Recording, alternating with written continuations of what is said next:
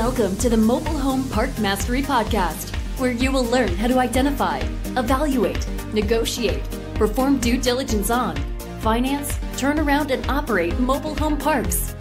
And now, here is your host, the fifth largest mobile home park owner in the United States, Frank Rolfe.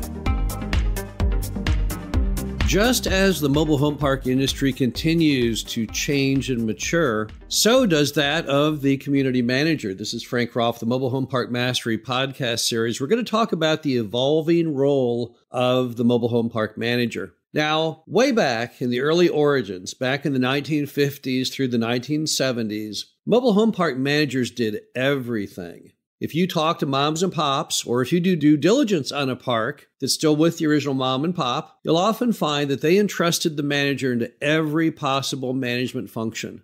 That manager signed up all the original leases, they collected all of the rent, they dispatched all repair issues, dealt with the city on any problems, supervised homes coming in, supervised home hookups and skirting, showed homes, rented homes, sold homes, interacted in all tenant disputes. And then after collecting all of the revenue for the mobile home park, they would then pay all the bills and then send the owner a check for the difference.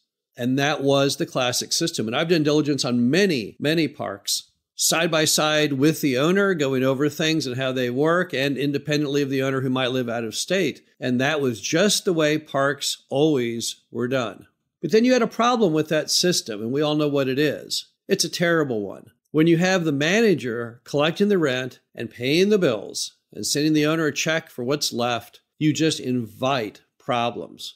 Embezzlement is obviously rampant in that system, but so is just bad management practices. Who's overseeing who they dispatch for the contractor? Who's watching the utility bills who actually cares what they show? Who's even minding the store on profitability? The manager doesn't get any of it. At least they're not supposed to. So what you had a system where all the cards were stacked against maximizing net income.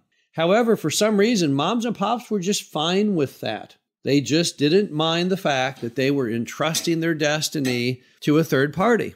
But then what happened was you had professionalism come to the mobile home park industry. And I would peg that probably starting back in about the 90s. Not that period because that's when Dave and I got into it, but also Sam Zell got into it and many others. And people started looking at these old mobile home parks. They started bringing them back to life, and they started to question everything mom and pop had been doing.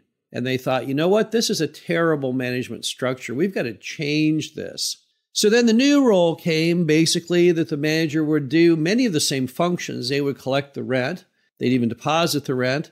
They'd show and they'd sell homes, they'd rent lots, they'd solve any residential issues and all of that kind of thing. But they no longer were allowed to pay bills and no longer allowed to subtract the bills from the revenue and to cut the owner a check because they no longer had power over the checkbook. So professional owners, they moved the money out of the mobile home park and the mobile home park's bank account and into somewhere where it was more secured. They brought in software to go ahead and make sure that what was going on was correct and that there was a good paper trail to it. So that era, which began in the 90s and really took shape in the 2000s, that was a huge change in the evolution of the mobile home park manager, and it was all for the good. I don't know anyone who looks at that system and says, gosh, I really miss the good old days, any more than I know anyone who honestly would say, yeah, I'd rather live back in the roaring 20s. Despite the fact that they had almost no medical care. So anyone who tries to glamorize the 1950s through the 70s and say, well, that was the glory days of the industry. Well, demographically, it's true. Elvis lived in a trailer park in 2 movies and Lucy and Ricky in 1. But from a management perspective, it wasn't any good. That wasn't any good. So that big shift that occurred in the 90s and 2000, that was smart. It was correct for the industry. That's what started to sow the seeds of people from other real estate sectors like apartments, lodging, retail, and office to say, yeah, I think I could get in the mobile home park business. It's not that Mickey Mouse. It's not that goofy anymore because it really had been really goofy up until that time. But now we're about to see another evolution in the mobile home park manager. It's happening right now. And this is a technology revolution shift.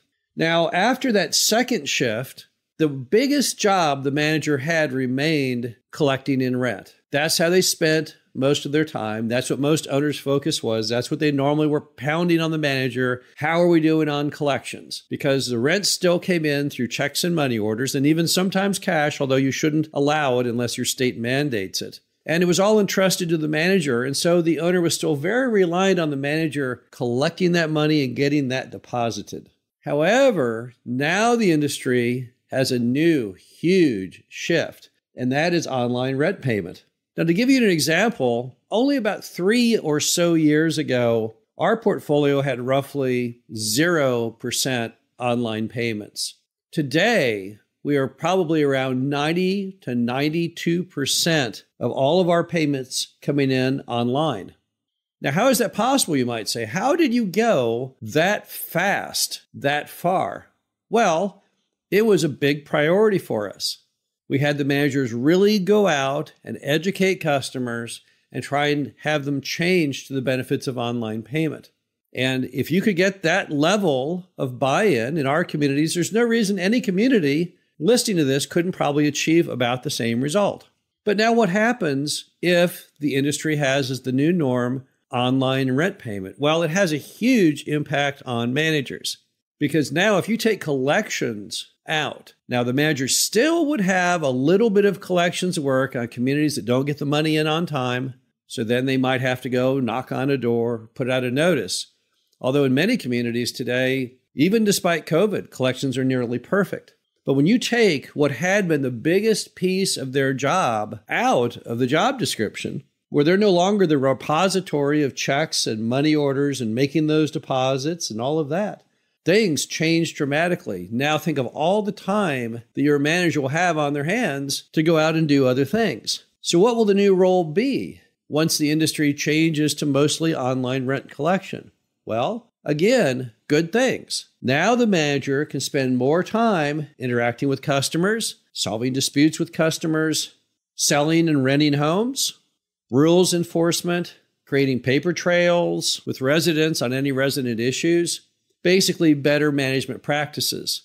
And in many cases, those managers are going to see up to 50% of their whole time that was spent, of their entire management time cycle each month, suddenly come back to them as far as free time. And now they can really get down to business and really maximizing the customer experience and running the office in a much more professional management style. Now, who will benefit from this? Is it just the owners? Well, sure, the owners will definitely benefit by online rent collections. No doubt about it. Having no longer any exposure to the actions of the manager on collecting rent is a huge bonus. However, other folks who will benefit this are the manager, obviously. I don't think any manager ever enjoyed the physical act of collecting money. But the other are the residents.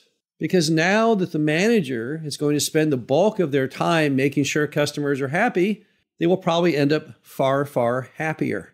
How will it change as far as the job itself? Well, the manager of the future will be much more about people skills, not so much about accounting skills. That's a good thing, because we need to orient managers to what our customers want. And what our customers typically want is somebody there in that office, if you have an office that's staffed, who is there to help them to get what they want addressed.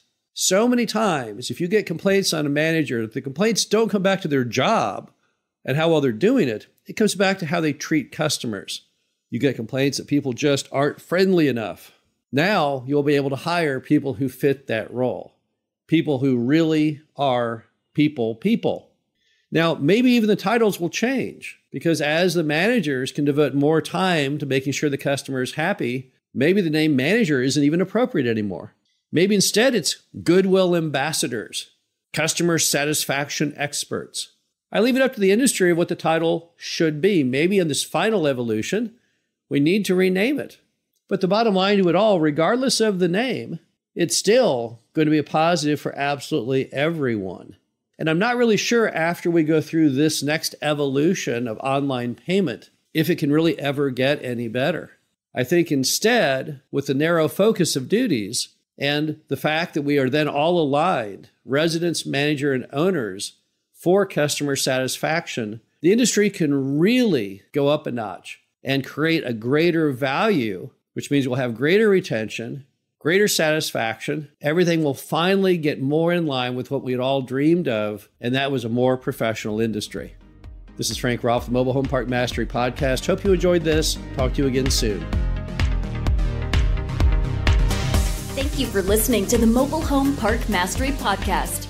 Be sure to visit us at mhpmastery.com to subscribe to the show, read our show transcriptions, and access all of our great information on mobile home park investing.